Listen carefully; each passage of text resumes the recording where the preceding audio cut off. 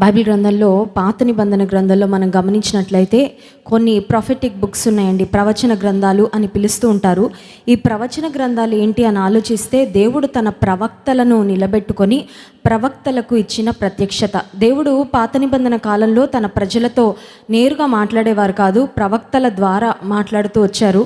So ప్రవక్తల ద్వారా దేవుడు పలికించిన మాటలు ప్రవచన గ్రంథాలలో మనం చూస్తాం. వాటిలో యోవేలు గ్రంథం ఒక ప్రాముఖ్యమైన గ్రంథము. పాత నిబంధన గ్రంథంలో యోవేలు గ్రంథము 2వ అధ్యాయంలో నుండి ఒక 3 ప్రాముఖ్యమైన అంశాలు ఉదయకాల సమయంలో మనం ధ్యానం చేసుకొని స్తుతి ఆరాధనలోనికి వెళ్దాం. యోవేలు గ్రంథము 2వ అధ్యాయము 12వ వచనము అలాగే 13వ వచనం అందరం కలిసి చదువుకుందాం. Joel chapter 2 versus 12 and 13. యోవేలు గ్రంథం 2వ అధ్యాయము 12, 13 వచనాలు. ఇప్పుడైనను మీరు ఉపవాసం ఉండి కన్నీరు విడుచుచు దుఃఖించుచు మనఃపూర్వకముగా తిరిగి నా యొద్దకు రండి. ఇదే యెహోవా వాక్కు. మీ దేవుడైన యెహోవా కరుణా వాత్సల్యములు గలవాడును, శాంతమూర్తియు, అత్యంత కృపగలవాడును అయ్యుండి తాను చేయనుద్దేశించిన కీడును చేయక పశ్చాత్తాపపడును గనుక మీ వస్త్రములను కాక మీ హృదయములను చింపుకొని ఆయన తట్టు తిరుగుడి. ఇక్కడ దేవుడు 2 పనులు మనకు చెప్తున్నాడు. మీరు 2 పనులు చేయాలి. మొట్టమొదటి పని ఏంటంటే నా యొద్దకు రండి, కమ్ టు మీ. దేవుని దగ్గరకు రావాలి. ఏ మనిషి అయినా సరే దేవునికి దూరంగా పారిపోయి ఏమీ సంపాదించలేడు ఈ లోకంలో. కొన్నిసార్లు మనుషులు అనుకుంటారు అసలు దేవుడు అనే కాన్సెప్టే లేదు అనుకుంటే చాలా బాగా బ్రతకచ్చు. ఎందుకంటే దేవుడు ఉన్నాడు అని అనుకోగానే అమ్మో దేవుడు చూస్తున్నాడు, దేవుడు గమనిస్తున్నాడు, దేవుడు వింటున్నాడు అనే ఒక రకమైన జాగ్రత్త కలిగి ఉండాలి. కాబట్టి I want to live a careless life, care free life. ఎవరిని పట్టించుకోకుండా, ఏమీ పట్టించుకోకుండా విచ్చలవిడిగా ఇష్టానుసారంగా బ్రతకడం, ఫ్రీడంతో బ్రతకడం ఇష్టపడేవారు, కోరుకునేవారు కొంతమంది ఏమనుకుంటారంటే అసలు దేవుడు లేడు అని నమ్ముతారు. కారణం ఏంటంటే దేవుడు లేడు అని ఒక ఆలోచన మనసులో పెట్టుకుంటే చాలా రిలాక్స్గా ఉండొచ్చండి. ఎందుకంటే మా జీవితంలో ఇంకా ఎవరి అజమాయిషి మా మీద ఉన్నట్టు కాదు, మా ఇష్టానుసారంగా మా జీవితాన్ని గడిపేయచ్చు. కానీ ఇక్కడ దేవుడు మాట్లాడుతున్న మాట ఏంటంటే ఇప్పుడైనను, అట్లీస్ట్ నవ్. చాలాసార్లు మనం లోకం అంతా తిరిగేసిన తర్వాత, నష్టమంతా పొందుకున్న తర్వాత అప్పటికైనా కళ్ళు తెరుచుకుంటాయి కొంతమందికి. ఇప్పటికైనా దేవుని దగ్గరికి వెళ్తాను, ఇప్పుడైనా దేవుని పాదాలు పట్టుకుంటాను, ఇప్పటికైనా దేవుని ఆశ్రయిస్తాను. ఇక్కడ దేవుడు చెప్తున్న మాట కూడా అదే, ఇప్పుడైనను. ఒకవేళ ఇప్పటి వరకు లేట్ చేసి ఉంటే ఇప్పుడైనా రండి దేవుని దగ్గరకు. మనలో చాలామంది మేము ఆల్రెడీ రక్షణ పొందాము, ఆల్రెడీ దేవునితో ఒక సన్నిహితమైన సంబంధాన్ని కలిగి ఉన్నాము, ఆల్రెడీ దేవునిలో ఎదుగుతున్నాము, దేవునికి ఇష్టంగా బ్రతకాలని అనుదినము మరి దేవుని కృప మీద ఆధారపడుతున్నాం. వారిని బట్టి దేవునికి స్తోత్రం. అయితే కొంతమంది దేవుడి గురించి తర్వాత చూసుకుందాం లేండి, ఇప్పుడే అవసరమా దేవుడు మనకి? కష్టం వచ్చినప్పుడు దేవుని పిలిస్తే పలకడా, లేకపోతే జీవితంలో ఆఖరి క్షణంలో దేవుని గురించి ఆలోచించుకుంటే, దేవుని ధ్యానించుకుంటే సరిపోద్ది అనుకునే వారితో దేవుడు మాట్లాడుతున్న మాట ఏంటంటే ఇప్పుడైనా సరే, అట్లీస్ట్ నౌ. ఇంకా ఆలస్యం చేయొద్దు. ఇప్పటి వరకు ఆలస్యం చేసావేమో, ఇప్పటి వరకు భక్తి విషయంలో నీవు తీసుకోవాల్సిన నిర్ణయాన్ని అలా పోస్ట్పోన్ చేస్తూ వచ్చావేమో నీ జీవితంలో. ఇప్పుడైనా సరే నా యొద్దకు రండి అనే మాట మనం చూస్తున్నాం. అలాగే 13వ వచనం చివరి భాగంలో ఆయన తట్టు తిరుగుడి. ఇప్పుడు మన జీవితంలో మన డైరెక్షన్ ఎలా ఉందో మనం ఆలోచించుకోవాలి. చూడండి, నేను ఇక్కడ నిలబడి ఉన్నానంటే ఒకసారి ఇటు తిరుగుతున్నాను, ఒకసారి అటు తిరుగుతున్నాను. స్టేజ్ మీద నుంచి వచ్చేటప్పుడు ఇటు తిరుగున్నాను, వెళ్ళిపోయేటప్పుడు మళ్ళీ అటు తిరుగుతాను. సో ఇక్కడ ఆయన తట్టు తిరగడం అంటే it's not about the physical position. మనిషి తూర్పు దిక్కు తిరిగారా, ఉత్తరమా, దక్షిణమా, పడమరా, ఆ దిక్కుల గురించి మాట్లాడడం లేదు. కానీ మన జీవితం, మన ఇంక్లినేషన్, మన ధ్యానము ఏ దిక్కుకు ఉంది. కొంతమంది దేవుని దిక్కే ఉండరు, దేవునికి ఎప్పుడు వారి వీపే చూపిస్తుంటారండి. అంటే వారు దేవుని విసర్జించిన వారు, దేవుని విడిచిపెట్టిన వారు. ఇక్కడ దేవుడు అంటున్నాడు నా వద్దకు రండి. కొంతమంది దేవుని దగ్గరకు వచ్చినట్టే వచ్చి దేవుని వైపు తిరగకుండా అటు తిరిగి ఉంటారండి. అంటే వాళ్ళు ఎలాంటి వాళ్ళంటే మందిరానికి వస్తారు కానీ మందిరంలో పరిపూర్ణమైన ధ్యాసను వాక్యం మీద, ప్రార్థన మీద పెట్టకుండా ఇంకేదో ఆలోచిస్తున్నవారు. అంటే వారు దేవుని దగ్గరకు ఫిజికల్గా వచ్చారు కానీ వాళ్ళ మనసు, వారి ధ్యాస మాత్రం దేవుని మీద లేదు అని. ఇక్కడ దేవుడు చెప్తున్న మాట నా యొద్దకు రండి, మీరు నా తట్టు తిరగండి. దేవుని వైపుకు తిరిగితే ఏం జరుగుతుంది? What will happen? దేవుని వైపుకు తిరిగితే, దేవుని వద్దకు వస్తే మన జీవితంలో కలిగే 3 ప్రాముఖ్యమైన మేలులు లేక ఆశీర్వాదాలు ఉదయకాల సమయంలో మనం ధ్యానం చేసుకుందాం. దేవుని వద్దకు వచ్చినప్పుడు ఎలా రావాలి అని ఆలోచిస్తే 12వ వచనంలో, ఇప్పుడైనను మీరు ఉపవాసం ఉండి కన్నీరు విడుచుచు దుఃఖించుచు మనఃపూర్వకముగా తిరిగి నా యొద్దకు రండి. హోల్ హార్టెడ్లీ అనే మాట, హృదయపూర్వకంగా దేవుని సన్నిధికి రా. ఎవ్వరి బలవంతంతో కాదు. బలవంతంతో ప్రార్థన చేయడం కంటే ప్రార్థన చేయకపోవడమే మేలు. ఎందుకంటే ఎవరి కొరకో ప్రార్థన చేస్తున్నప్పుడు ఆ ప్రార్థన యథార్థమైన ప్రార్థన, నమ్మకమైన ప్రార్థన అవ్వదు. కాబట్టి ఇక్కడ దేవుడు చెప్తున్న మాట, మనఃపూర్వకంగా చేయండి. నా దగ్గరకు వస్తే మనఃపూర్వకంగా రండి. ఎలా రావాలంట? ఉపవాస ప్రార్థనతో రావాలంట. కన్నీరు విడుచుచు దుఃఖించుచు రావాలి. ఎందుకు కన్నీరు విడవాలి? కొంతమందికి కన్నీరు అనేది ఇష్టం ఉండదండి. కొన్నిసార్లు పిల్లలకి తల్లిదండ్రులు ఏం నేర్పిస్తారంటే ఏడవద్దు అని నేర్పిస్తారు. కొన్నిసార్లు పేరెంట్స్ పిల్లల్ని గట్టిగా కొట్టేసి సౌండ్ వచ్చిందనుకోని పని అయిపోద్ది. నోరు మూసే అంటారు కదండి. చిన్నప్పుడు అనుభవం ఉన్న వాళ్ళకి తెలుసు. గట్టిగా గిల్లేస్తుంది అమ్మ. ఒక మంచికి ఇచ్చిన తర్వాత సౌండ్ వచ్చిందంటే ఊరుకోను అని, లేకపోతే కొట్టేసిన తర్వాత సౌండ్ రాకూడదు, బయటికి కన్నీళ్ళు రాకూడదు అనగానే ఇంకా పిల్లలు ఏం చేస్తారంటే వాళ్ళలో ఉన్న ఎమోషన్స్ని అణిచేసుకుంటారనమాట. కొంతమంది అనుకుంటారు ఏడుపు అనేది ఏడవకుండా ఉండడం మనం చాలా స్ట్రాంగ్ అని చూపిస్తుంది అని కొంతమంది అనుకుంటారు. కానీ డాక్టర్స్ లేకపోతే సైకాలజిస్ట్ చెప్పే మాట ఏంటంటే, దుఃఖం వచ్చినప్పుడు, బాధ వచ్చినప్పుడు కన్నీరు కార్చాలంట. పిల్లల్ని కూడా కన్నీరు కార్చనివ్వాలంట. కొన్నిసార్లు అమ్మో ఇంట్లో ఏడుపు గోల నాకు ఇష్టం ఉండదు, పిల్లలు ఏడిస్తే ఊరుకోనని కొంతమంది పిల్లలు అలా ఏడుపు మొదలు పెట్టగానే అడిగినవన్నీ తీసుకెళ్ళి ఇచ్చేస్తుంటారు. ఒక రకం. ఇంకో రకం ఏంటంటే ఏడవగానే ఇంకా 2 దెబ్బలు కొట్టేసి ఏడుపు మాన్పించేస్తారు, అసలు ఏడవద్దని. కానీ కొన్నిసార్లు ఏడవనివ్వాలంటే, ఎందుకంటే వాళ్ళలో ఉన్న బాధ వ్యక్తపరచుకోవడానికి, ఆ ఎమోషన్ అనేది బయటకు రావడానికి అదొక మంచి మార్గం అని. దేవుని సన్నిధిలో కూడా కన్నీరు విడవాలి. ఎవరికైనా ఊరికే కన్నీరు వస్తాయండి అంటే గ్లిజరిన్ పూసుకుంటే సినిమాల్లో, సీరియల్లో యాక్టింగ్ చేసే వాళ్ళకి వాళ్ళు డబ్బుల కోసం ఏడుస్తారేమో, కానీ మానవ జీవితంలో, నిజ జీవితంలో మనకి కన్నీళ్ళు వచ్చాయి అంటే చాలా బాధ ఉంటే తప్ప కన్నీరు బయటకి రాదు. ఇప్పుడు దేవుడు చెప్తున్న మాట ఏంటంటే, మీరు కన్నీరు విడుచుచు నా సన్నిధికి రండి. దేవుని సన్నిధిలో ఎందుకు కన్నీరు కార్చాలి అని అడిగితే, మనందరం దేవుని ఆజ్ఞలు అతిక్రమించిన వారమే. మనందరం ఏదో ఒక విధానంలో దేవుని యొక్క స్టాండర్డ్స్ను తప్పిపోయిన వారమే. దేవునికి తగినట్లుగా బ్రతకని వారమే. దేవుని చాలాసార్లు ఆయాస పెట్టిన వారమే. దేవుని చాలాసార్లు డిసప్పాయింట్ చేసిన వారమే. మనం చేసిన కార్యాలను బట్టి మనకు కరెక్ట్గా రావాల్సింది ఏంటంటే దేవుని శిక్ష. చూడండి, పాపమునకు జీతము మరణము. తప్పు చేసిన వాడికి శిక్ష రావాల్సిందే. సో ఈ లోకంలో బ్రతుకుతున్నప్పుడు దేవునికి అవిధేయంగా బ్రతుకుతూ, దేవునికి అయిష్టమైన పనులు చేస్తూ, అపవిత్రమైన జీవితాన్ని జీవిస్తూ, ఆధ్యాత్మికంగా రాజీపడుతూ ఉన్నప్పుడు మనం ఏం చేయాలంటే, అక్కడ ఇంకా ఆ స్థితిలో ఉండకుండా, ఆ పాపపు జీవితంలో బ్రతకకుండా దేవుని యొద్దకు తిరిగి వస్తూ మనఃపూర్వకంగా రావాలి. మా అమ్మ నన్ను పాపాలు ఒప్పుకోమనింది కాబట్టి నేను ఒప్పుకుంటానని కాదు. నేను నా పాపముల నిమిత్తం పశ్చాత్తాపడుతున్నాను. నా జీవితాన్ని, నా పాప జీవితాన్ని నేను అసహించుకుంటున్నాను. ఇప్పుడు దేవుని వద్దకు యథార్థంగా వస్తున్నాను, మనఃపూర్వకంగా వస్తున్నాను అని మనం వస్తే, 13వ వచనం, మీ దేవుడైన యెహోవా కరుణా వాత్సల్యములు గలవాడు, శాంతమూర్తియు అత్యంత కృపగలవాడునై ఉండి తాను చేయనుద్దేశించిన కీడును చేయక పశ్చాత్తాపపడును గనుక మీ వస్త్రములను కాక మీ హృదయములు చింపుకొని ఆయన తట్టు తిరుగుడి. హల్లెలూయా.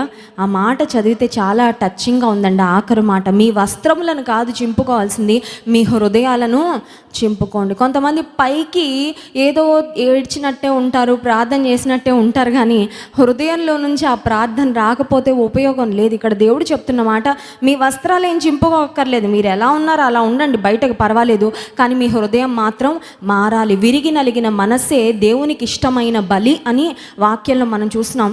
బయటకి మన స్థితి ఎలా ఉన్నా సరే, హృదయం మాత్రం ఎప్పుడు వినయము, వినమ్రత, దేవుని యందు భయభక్తులు, దేవుని పట్ల గొప్ప భక్తి, శ్రద్ధ కలిగిన హృదయాన్ని మనం ఎప్పుడైతే కలిగి ఉంటామో దేవుడు మన పట్ల జాలిని చూపిస్తాడు అనే మాట మనం వాక్యంలో గమనిస్తున్నాం.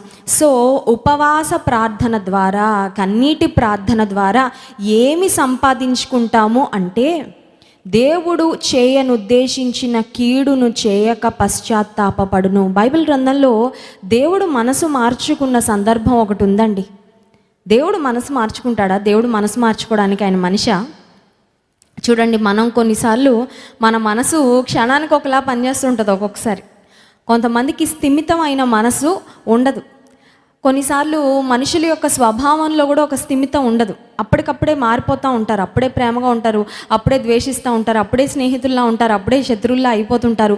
కొన్నిసార్లు మనుషుల యొక్క ప్రవర్తనలో, ఆలోచన విధానంలో ఒక స్టెబిలిటీ కనబడదు, మారిపోతూ ఉంటాం. కానీ దేవుడు ఏదైనా ఆలోచించారంటే ఆయన ఆలోచనలు అన్నీ సరిగ్గానే ఆలోచిస్తాడే. దేవుడు ఎప్పుడు తప్పు చేయడు. మంచిగా ఉన్న వాళ్ళని శిక్షించాలని దేవుడు అనుకోడు.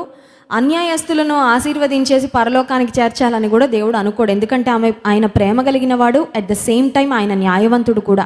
అయితే దేవుడు కొన్నిసార్లు కొంతమంది మీదకి కీడు పంపించాలని ఉద్దేశిస్తాడంట. అది ఆయన తనకు తానుగా స్వయంగా పంపించే కీడు కాదు, కానీ వీళ్ళు చేసుకున్న పాపం యొక్క ప్రతిఫలం అన్నమాట ఆ కీడు. కానీ ఎప్పుడైతే ఉపవాసం ఉండి దేవుని సన్నిధిలో కన్నీళ్లు విడుస్తూ మనం ప్రార్థన చేస్తామో, దేవుడు చేయనుద్దేశించిన కీడును చేయకుండా ఆయన మనస్సు మార్చుకుంటాడు. యోనా గ్రంథంలో 3వ అధ్యాయం మనం గమనించినట్లయితే 4వ వచనం నుండి కొన్ని మాటలు మనం చదువుకుందామండి.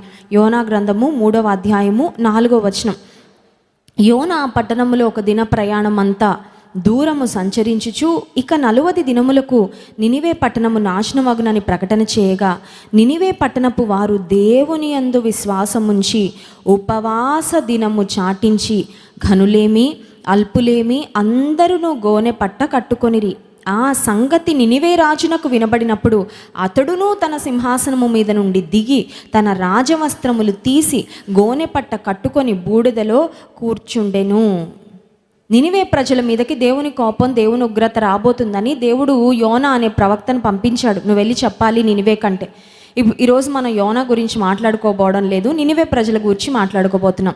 యోనా అనుకున్నాడు, బ్యాడ్ న్యూస్ నినివే ప్రజలకు చెప్తే నన్ను చంపేస్తారేమో, దేవుని కోపం మీ మీదకి రాబోతుంది, మీ పట్టణాన్ని దేవుడు నాశనం చేయబోతున్నాడు, మీరందరూ నశించిపోబోతున్నారు అని చెప్తే, ఒకవేళ నినివే ప్రజలు ఆ దుర్వార్తను తీసుకొని వెళ్ళిన యోనాను చంపేస్తారేమో అని యోనా భయపడి నినివేకి వెళ్లకుండా తర్షీషుకు ఓడ ఎక్కుతాడు. ఆ తర్వాత చేప కడుపులోకి వెళ్తాడు. 3 దినాలు ఉంటాడు. చేప కడుపులో నుండి ప్రార్థన చేస్తాడు. ఆ చేప మళ్ళీ తిరిగి యోనాను కక్కివేసిన తర్వాత యోనా తిరిగి నినివే ప్రాంతానికి వస్తాడు. ఆ తర్వాత నినివే ప్రాంతంలో దాదాపు 40 దినాలు ప్రయాణం చేసి మీకు దుర్గతి కలగబోతుంది, దేవుడు మిమ్మల్ని శిక్షించబోతున్నాడు అని ఆ ఊరిలో ఎవ్రీ నూక్ అండ్ కార్నర్, ఇంకెవరిని విడిచిపెట్టకుండా అందరి దగ్గరకు ఆ వార్త చేరవేశాడు యోనా. చేరవేసిన తర్వాత వీళ్ళు యోనానేమీ చేయలేదండి. వీళ్ళలో పశ్చాత్తాపము వచ్చింది. నిజమే, మా బ్రతుకులు బాలేవు, మా కుటుంబాలు బాలేవు, మా సంస్కారం బాలేదు, మా విధానాలు బాలేవు, దేవునికి విరోధంగా మేము పాపం చేసాం, దేవుని ఉగ్రతకు మేము పాత్రలం, కానీ దేవుని కోపం మాత్రం మా మీద రాకుండా మేము ఏం చేయాలో అది చేస్తామని అల్పులేమి ఘనులేమి రాజు దగ్గర నుంచి ఒక సేవకుని వరకు ప్రతి ఒక్కరూ ఉపవాసం ఉండి గోనె పట్ట కట్టుకొని దేవుని సన్నిధిలో ప్రార్థన చేశారంట. ఒక మాట చెప్పమంటారా? మనలో ఉన్న తప్పులను దేవుడు ఎత్తి చూపించినప్పుడు మనకి కోపం వస్తుందంటే మనం నాశన రూట్లోనే ఉన్నామండి, కన్ఫామ్గా. కొన్నిసార్లు మన పద్ధతి ఎలా ఉంటుందో తెలుసా అండి? ఎవరైనా దైవజనులు పిలిచి, నీ పరిస్థితి బాగాలేదమ్మా, అయ్యా నువ్వు అలా తాగొద్దు, నువ్వు వాళ్ళతో స్నేహం చేయొద్దు, నువ్వు అలా ప్రవర్తించొద్దు అని చెప్తే కొంతమందికి దైవజనుల మీద పగబట్టేస్తారండి. నా తప్పులు చెప్పే అంతటి వారా? నేను ఎంత పర్ఫెక్ట్, ఎవరైనా పర్ఫెక్ట్ ఈ లోకంలో? దేవుడు మనలోని తప్పులు చూపించినప్పుడు మనం కృతజ్ఞత కలిగి ఉండాలి. ఏమనంటే, దేవుడు నా తప్పులలో నేను నశించిపోకుండా నన్ను జ్ఞాపకం చేసుకొని నా తప్పులు ఎత్తి చూపించి నన్ను నేను సవరించుకొని సరిదిద్దుకొని ఆశీర్వాద మార్గంలోకి వచ్చే ఒక అవకాశాన్ని ఈ దైవజనుని ద్వారా, నా తల్లిదండ్రుల ద్వారా, నా స్నేహితుల ద్వారా, పలానా పెద్దల ద్వారా దేవుడు ఇస్తున్నాడు అని గుర్తించిన వాడు బుద్ధిమంతుడు. బుద్ధి లేని వారు ఎలా ఉంటారంటే, ఎవరైనా వారిలో ఉన్న తప్పుని ఎత్తి చూపించగానే వారి మీద పగ పెట్టేసుకుంటారు, వారి మీద కోపం పెట్టేసుకుంటారు, వారితో మాట్లాడడం మానేస్తారు. ఈ మందిరంలో ఆ పాస్టర్ గారికి ఎవరో చెప్పేసినట్టున్నారండి నా గురించి, కొంతమంది ఏం చెప్తారంటే, మందిరానికి వచ్చిన తర్వాత పాస్టర్ గారికి ఎవరో నా గురించి చెప్పినట్టే నా జీవితం గురించే మాట్లాడినట్టు నాకు అనిపిస్తుంది. అంటే పాస్టర్ గారికి ఎవరి జీవితాల గురించి అన్ని వివరాలు తెలియదండి. పాస్టర్ గారు ఇక్కడ నిలబడితే దేవుని ఆత్మ స్వాధీనంలో మాట్లాడతారు తప్ప ఇండివిజువల్గా ఎవరిని టార్గెట్ చేసి ఏది చెప్పరు. ఆత్మపూర్ణులైన దైవజనులు దేవుడు వారికి అనుమతించిన మాటలు మాట్లాడతారు తప్ప నోటికొచ్చిన ప్రతి మాట మాట్లాడరు. అది మనం గుర్తుపెట్టుకోవాలి. నినివే ప్రజలు, యోనా నువ్వెంతటోడివి, మా మీదకి నాశనం వస్తుందని ప్రకటిస్తావా, నిన్ను నాశనం చేస్తామని యోనాని ఏమన్నా చేసి ఆ మాటని వారు సరిగ్గా రిసీవ్ చేసుకోకపోయింటే యోనాని చంపేవారో కాదో నాకు తెలియదు, కానీ నినివే పట్టణ ప్రజలందరూ నాశనం అయిపోయేవారు. కానీ నినివే పట్టణ ప్రజలలో ఒక మేల్కొల్పు వచ్చింది. ఎందుకు వచ్చింది మేల్కొల్పు అంటే, మీ మీదకి నాశనం రాబోతుందని కానీ వణకడం ప్రారంభించారు. కన్నీటితో దేవుని సన్నిధిలో మొరపెట్టుకోవడం ప్రారంభించారు. అప్పుడు ఏం జరిగిందంటే 8వ వచనం చూడండి. ఒకవేళ దేవుడు మనస్సు త్రిప్పుకొని పశ్చాత్తప్తుడై మనము లయము కాకుండా తన కోపాగ్ని చల్లార్చుకొనును గనుక మనుషులు ఏది పుచ్చుకొనకూడదు, పశువులు కానీ ఎద్దులు కానీ గొర్రెలు కానీ మేతమేయకూడదు, నీళ్లు త్రాగకూడదు. మనుషులందరూ తమ దుర్మార్గములను విడిచి తాము చేయు బలాత్కారములను మానివేయవలెను. మనుషులేమి పశువులేమి సమస్తము గోనెపట్ట కట్టుకొనవలెను. జనులు మనఃపూర్వకముగా దేవుని వేడుకొనవలెనని దూతలు నినివే పట్టణములో చాటించి ప్రకటించి. ఎంత సీరియస్గా తీసుకున్నారండి దేవుని మాటని. నినివే పట్టణ ప్రజలు యోనా వచ్చి 40 రోజులు తిరిగి ఆ ఊరంతా, నినివే పట్టణం అంతా తిరిగి, ఈ పట్టణంలో ప్రతి ఇంట్లో ఉన్న వాళ్ళకి ఈ విషయం తెలియాలి, వారి మీదకి దేవుని కోపం రాబోతుంది, వాళ్ళ దుర్మార్గతను బట్టి దేవుడు వారిని శిక్షించబోతున్నాడని అంతగా మరి ప్రకటిస్తే ఆ పట్టణ ప్రజలు ఎంత బాగా స్పందించారు. ఎలా స్పందించారు? మోకాళ్ళు వేశారు, గోనెపట్ట కట్టుకున్నారు, ప్రార్థన చేశారు, కన్నీరు విడిచారు, ఉపవాసం ఉన్నారంట. వారి గొర్రెలకు లేకపోతే వారి పశువులకు కూడా మేత వేయలేదంట. అందరూ ఉపవాసం ఉండి నీళ్లు కూడా తాగకుండా ఉపవాస ప్రార్థన చేస్తే అప్పుడు ఏం జరిగిందో చూడండి వాక్యంలో 10వ వచనం. ఈ నినివే వారు తమ చెడు నడతలను మానుకొనగా వారు చేయుచున్న క్రియలను దేవుడు చూచి పశ్చాత్తప్తుడై వారికి చేయుదునని తాను మాట ఇచ్చిన కీడు చేయక మానెను. హల్లెలూయా. మా వాడు దుర్మార్గుడండి, నరకానికి తప్ప ఎందుకో పనికిరాడు. వాడు నరకం నుండి తప్పించుకోవడానికి మార్గం ఉందా? ఉంది. ఉపవాస ప్రార్థనతో, కన్నీటి ప్రార్థనతో నరకానికి వెళ్ళిపోతున్న మన కుటుంబీకులను కూడా లాగచ్చు బయటకి. హల్లెలూయా. నరకమే శరణ్యం, ఇంకా మా జీవితం, మా కుటుంబం, మా పరిస్థితులు మారవు అని మనం ఫిక్స్ అవ్వాల్సిన అవసరము లేదు. నరకానికి వెళ్ళాక ఫిక్స్ అయిపోవాలి. నరకానికి వెళ్ళాక నరకం నుంచి పరలోకానికి ట్రాన్స్ఫర్ ఉండదండి. చూడండి, కొంతమంది మాకు ఫోన్ చేసి చెప్తుంటారు, పలానా ప్రాంతానికి ఉద్యోగంలో ట్రాన్స్ఫర్ కావాలని కోరుకుంటున్నాం, ప్రార్థన చేయండి అంటే ప్రార్థన చేస్తాం. నరకానికి వెళ్ళాక నరకం నుండి పరలోకానికి అయితే ట్రాన్స్ఫర్ ఉండదు. ఇంకా అది ఫైనల్ డెస్టినేషన్, అంతిమ గమ్యస్థానం. నరకానికి వెళ్ళాక దేవా నా పాపాలు ఒప్పుకుంటున్నానయ్యా నన్ను క్షమించాయి అంటే అక్కడ లేదు అవకాశం. భూమి మీద ఉన్నంతకాలం ఆఖరు క్షణం వరకు, ఆ గుంటలోకి వెళ్ళే వరకు, ఊపిరిపోయే వరకు అవకాశం ఖచ్చితంగా ఉంటుంది.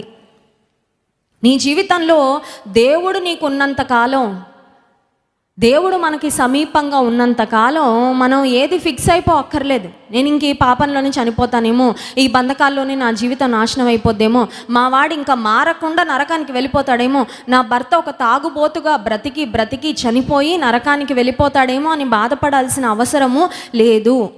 దేవుడు చేయదలిచిన కీడును మానుకుంటాడంట. ఎలా అంటే మనము ఉపవాసం ఉండి కన్నీరు విడుచుచు దేవుని సన్నిధిలో ప్రార్థన చేస్తే. మన ఉపవాస ప్రార్థనకు ఫలితం ఉందా లేదా? ఖచ్చితంగా ఉంది. హల్లెలూయా. నువ్వు కడుపు కట్టుకొని ఆహారం మానుకొని ప్రార్థన చేస్తే నీ దేవుడు కదిలొస్తాడు. హల్లెలూయా. నీ దేవుడు కదలకుండా కరుణ దయ లేని ఒక శిల కాదండి. He is not a stone. మనిషికి భావోద్వేగాలు ఇచ్చిన దేవునికి ఫీలింగ్స్ ఉన్నాయి. నీ బాధలేంటో ఆయన పట్టించుకుంటాడు. నిజంగా మనఃపూర్వకంగా దేవుని వైపుకు నువ్వు తిరిగి గుండెలు బాదుకొని రోధిస్తే, ప్రార్థన చేస్తే దేవుడు తన జాలిని చూపిస్తాడు. సో మొట్టమొదటి ఆశీర్వాదం ఏంటంటే, ప్రార్థించడం ద్వారా మనకు వచ్చే మొట్టమొదటి ఆశీర్వాదము, దేవుడు కీడును కొట్టివేస్తాడు. హల్లెలూయా. చాలామందికి ఇది ఒక భయం ఉంటుంది, ఏ కీడు వచ్చేస్తుందో, ఏ కీడు మా కోసం కాసుకొనుందో. ఇంటి ముందు ఒక నిమ్మకాయ కనబడగానే అమ్మో ఎవరో పెట్టేశారు ఏదో, వీళ్ళకి ఏదో ఒక కళ రాగానే భయపడిపోతారు. మొన్న ఈ మధ్య ఒక తమ్ముడు ఒక ఫోటో నాకు తీసుకొచ్చి చూపించారు. ఏంటి బ్రదర్ అంటే చాలా టెన్షన్ పడుతున్నారు. మా అక్క ఫోటో తీశాను సిస్టర్ నేను, అయితే ఆ ఫోటోలో మొహం ఒక్కటే నల్లగా వస్తుంది, బాడీ అంతా తెల్లగా వస్తుంది, ఇదేమన్నా దురాత్మ శక్తి అని. మీరు భయపడడం ఫస్ట్ మానేయండి, ఆ తర్వాత మీ అక్కని భయపెట్టడం కూడా మానేయండి. మనం భయపడతా ఉంటే అపవాది ఇంకా భయపడుతుంటాడు. అపవాది భయాన్ని ఒక ద్వారంగా ఉపయోగించుకొని మన జీవితంలో ప్రవేశించి మొత్తం సమూలంగా నాశనం చేసి పడేస్తాడు. ఆ ఫోన్ ప్రాబ్లం ఏమో అయినా ఆ అపవాది పడితే అది మన ముఖం మీద కాదు, ముందు మన హృదయాన్ని పాడు చేయడం ప్రారంభించి. ఆమె దేవుళ్ళో ఎలా ఉన్నా దేవుళ్ళో బాగానే ఉన్నారు. దేవుళ్ళో బాగానే ఉంటే మొహం నల్లగైనంత మాత్రాన అదేదో అపవిత్రాత్మ శక్తి అని మీరు భయపడద్దు. ఎందుకు ఈ మాట చెప్తున్నానంటే కొన్నిసార్లు కీడును గూర్చిన భయము, మనుషులంగా ఈ లోకంలో బ్రతుకుతున్నాం కాబట్టి వాళ్ళకి ఆ కీడు జరిగింది, వీళ్ళకి కీడు జరిగింది అని వినగానే భయపడిపోతూ ఉంటాం. మాకు ఆ కీడు వస్తుందేమో, మాకు ఆ కీడు సంభవిస్తుందేమో. ఏదన్నా అలా కీడును గూర్చిన ఏదన్నా చిన్న వార్త వినగానే కొన్నిసార్లు మన హృదయంలో భయాందోళనలు ప్రారంభమైపోతాయి. దేవుడు కీడును ప్రార్థన ద్వారా కొట్టివేస్తాడు. హల్లెలూయా. రెండవ ఆశీర్వాదం చూడండి, 18వ వచనం. అప్పుడు యెహోవా తన దేశమును బట్టి రోషము పూని తన జనుల ఎడల జాలి చేసుకొనెను. ఉపవాసముండి ప్రార్థన చేయడం ద్వారా దేవుడు ఏం చేస్తాడు? కన్నీరు విడిచి ప్రార్థన చేయడం ద్వారా ఏం పొందుకుంటాం, ఏం సంపాదించుకుంటాం? ఒక 1000 రూపాయల, ఒక 10,000 రూపాయల, లేకపోతే ఏం సంపాదించుకుంటామంటే దేవుని జాలిని సంపాదించుకుంటాం. హల్లెలూయా. నేను అనుకుంటాను దేవుని జాలి, దేవుని దయ, దేవుని ఆశీర్వాదానికి మించిన ఆస్తి లోకంలో ఏమీ లేదు. హల్లెలూయా. ఏం లేదండి. Nothing else can compare to God's blessing. నన్ను మా మేనేజర్ హైదరాబాద్లో పిలిచి అడిగారు, అమెరికాకు పంపించాలనుకుంటున్నామమ్మ, ఉద్యోగ నిమిత్తం వెళ్తారా, ఆర్ యూ ఇంట్రెస్టెడ్ అని అడిగారు. ఓకే సార్ అని చెప్పాను కానీ నా క్యాబిన్కి వచ్చి కూర్చున్న తర్వాత నాకు ఒకటే భయం. అమెరికా అంట నేను ఎప్పుడు వెళ్ళలేదు, అసలు ఇంటిని విడిచి ఎప్పుడు వెళ్ళలేదు. అక్కడికి వెళ్ళాక నేను భక్తిగా ఉంటానా, నేను ప్రార్థనలో ఉంటానా, దేవుని ఒకవేళ నేను విడిచిపెట్టేస్తానేమో, ఆ డబ్బులో లేకపోతే ఆ లగ్జరీలో, ఆ స్నేహితుల ప్రభావం, ఆ పరిస్థితుల ప్రభావంలో ఒకవేళ నేను దేవునికి దూరం అయిపోతానేమో. దేవుడు నన్ను ఆశీర్వదించాలనుకుంటే నేను అమెరికాకి వెళ్తేనే నన్ను ఆశీర్వదించాడు, నేను ఇండియాలో ఉన్నా నన్ను ఆశీర్వదిస్తాడు. హల్లెలూయా. అప్పుడు దేవుని సన్నిధిలో ఒకటే ప్రార్థన చేశాను, ప్రభువా నేనైతే ఓకే అని చెప్పాను, నీ పర్మిషన్ నేను అడగలేదు, కానీ నీకు ఇష్టమైతే నన్ను తీసుకెళ్ళు. ఒకవేళ నన్ను తీసుకెళ్తే నేను ఆధ్యాత్మికంగా బలంగా ఉంటానంటే తీసుకెళ్ళు. అక్కడికి వెళ్ళి భక్తిలో దిగచారిపోయి నీ నామానికి అవమానం తెచ్చి నా తల్లిదండ్రులకు బాధ కలుగజేస్తానంటే దయచేసి నన్ను ఆపే, నా వీసా రాకుండా చెయ్యి. నా వీసా ఇంటర్వ్యూలో నేను రిజెక్ట్ అయిపోవాలి, నేనేం బాధపడను. నాకు మాత్రం నేను నీలో ఉండడం కావాలి, నాకు డబ్బు అవసరం లేదయ్యా, నీలో ఉండడం నాకు కావాలని యథార్థంగా దేవుని సన్నిధిలో ప్రార్థన చేసి ఇంటికి వచ్చాక మా అమ్మగారికి నాన్నగారికి అదే చెప్పాను, ఎవ్వరికీ చెప్పొద్దు నేను వీసా ఇంటర్వ్యూకి వెళ్తున్నానని. ఎందుకంటే దేవుని చిత్తం అయితే వీసా రావాలని ప్రార్థన చేశాను. దేవుని చిత్తం కాకపోతే వీసా రాదు. 10 మందికి చెప్పుకొని ఒకవేళ దేవుని చిత్తం కాకపోతే మళ్ళీ వీసా రాలేదా అని ఎందుకు ఎవరికి చెప్పొద్దు మమ్మీ.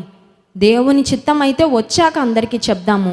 నేనైతే మరి డాడీ పర్మిషన్ అడగలేదు, ప్రార్థన చేసుకోలేదు, మా మేనేజర్తో వెళ్తాను అమెరికా అని చెప్పేశాను. కానీ దేవుని సన్నిధిలో నేను ఇలా ప్రార్థన చేస్తున్నాను, మీరు కూడా ప్రార్థన చేయండి. దేవుని చిత్తం అయితే వెళ్తాను, నాకు డబ్బులు ముఖ్యము కాదు, దేవునిలో ఉంటేనే వెళ్తాను.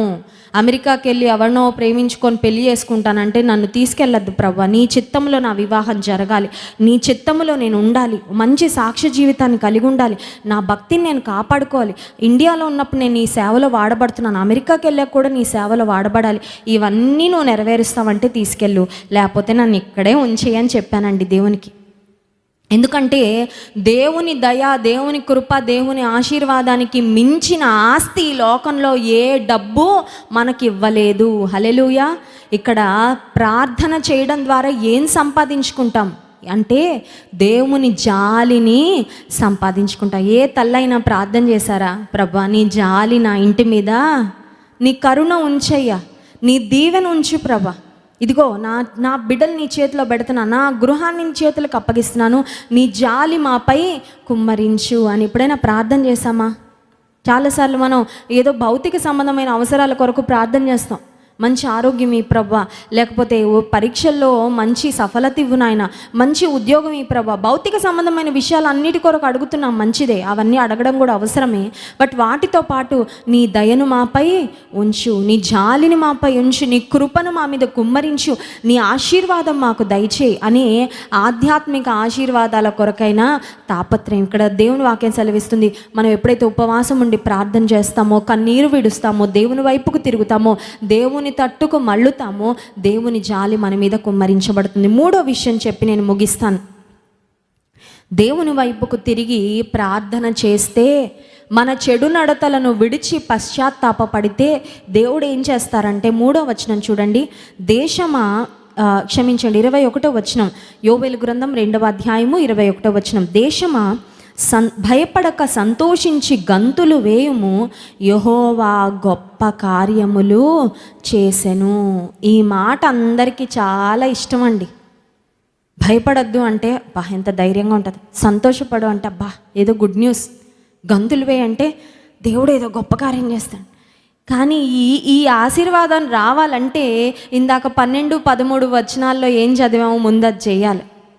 కన్నీరు విడవాలా, ప్రార్థన చేయాలా, పశ్చాత్తాపడాలి, దేవుని వైపు తిరగాలి, దుష్టకార్యాలను మానుకోవాలి.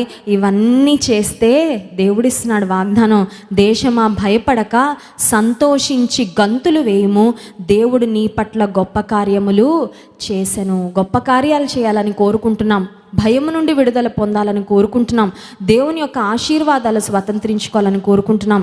దేవుడిస్తున్న ఈ అవకాశాన్ని సద్వినియోగపరచుకొని, బట్టలు కాదు చింపుకోవాల్సింది, హృదయాన్ని చింపుకొని ఆయన వైపు తిరిగి దీన మనసు కలిగి ప్రార్థన చేద్దాం. ఈరోజు మీరు ఏ సమస్యలతో దేవుని మందిరానికి వచ్చారో, ఏ గడ్డు సమస్యలు మీ జీవితాన్ని ఇబ్బంది పెడుతున్నాయో, మానసికంగా మిమ్మల్ని కృంగదీస్తున్నాయో, వాటన్నిటి నుండి దేవుడు మీకు విడుదల దయచేయబోతున్నాడు. కళ్ళు మూసుకోండి, ప్రార్థన చేసుకుందాం. పరిశుద్ధ ప్రేమ కలిగిన తండ్రి, నీకు స్తోత్రాలు. ఉదయకాల సమయంలో నీ వాక్యం ద్వారా మీరు మాతో మాట్లాడినందుకు వందనాలయ్యా. నినివే పట్టణస్థులు బహు భయంకరమైన పాపంలో జీవించినప్పటికీ ఉగ్రత వస్తుందని వినగానే స్పందించారు, పశ్చాత్తాపడ్డారు, తప్పులు ఒప్పుకున్నారు, సరిదిద్దుకున్నారు, నీ సన్నిధిలో వేడుకున్నారయ్యా. నువ్వు మనసు మార్చుకున్నావు, కీడును కొట్టివేశావు. ఉదయకాల సమయంలో మా కుటుంబాలలో ఏ కీడు పొంచి ఉందో ప్రభా, నజరేయుడైన యేసు నామములో ప్రతి కీడును యేసు రక్తములో కొట్టివేయమని ప్రార్థన చేస్తున్నాం. మేలు చేయండి అయ్యా, మా కుటుంబాల్లో గొప్ప కార్యాలు చేయండి. ఏ గడ్డు సమస్యలు మమ్మల్ని ఇబ్బంది పెడుతున్నాయో, ఏ కొండ వంటి సమస్యలు మా ఎదురుగా నిలబడి సవాలు చేస్తున్నాయో, వాటన్నిటి నుండి మేము విడుదల పొందినట్లు సహాయించి నీ పాద సన్నిధిలో గోచాడుతున్నామయ్యా. నీకు ఇష్టమైన ఆయాసకరమైన మార్గాలు మాలో ఏవైతే ఉన్నాయో వాటిని తొలగించండి ప్రభా. నీ జాలిని, నీ దయను, నీ కృపను మాపై కుమ్మరించండి. యేసు నామమున ప్రార్థిస్తున్నాం తండ్రి, ఆమేన్.